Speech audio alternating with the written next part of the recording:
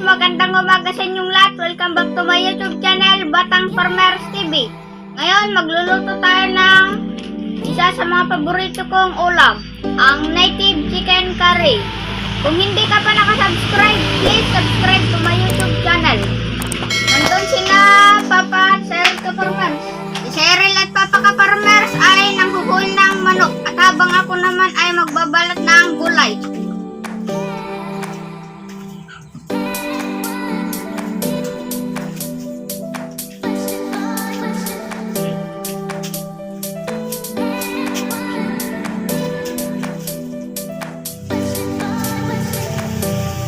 Kaparmas ang nahuli namin kayo Papa, kaparmas na manok.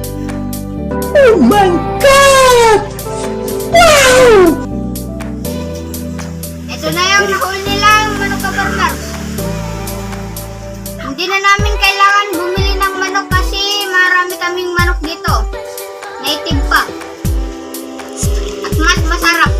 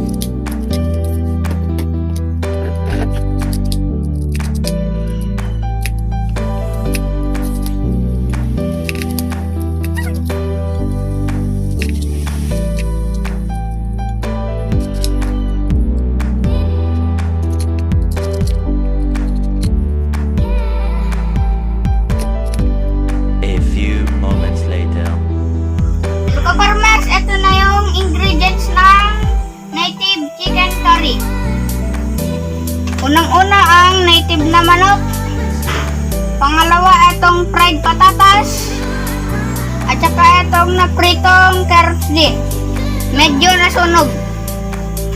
Pati rin tong sibuyas, luya, bawang, curry powder, luta, at pati rin tong mantika. Ngayon, umpisahan na natin ang pagluluto.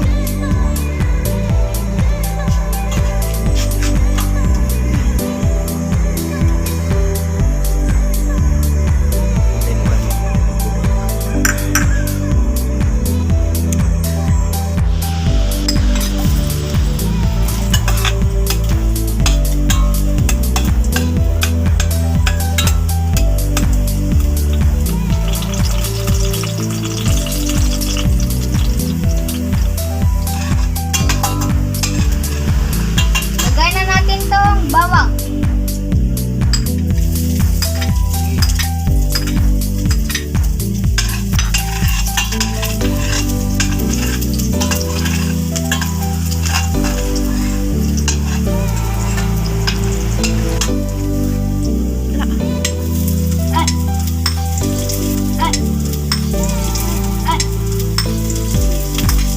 Sunod ang sibuyas.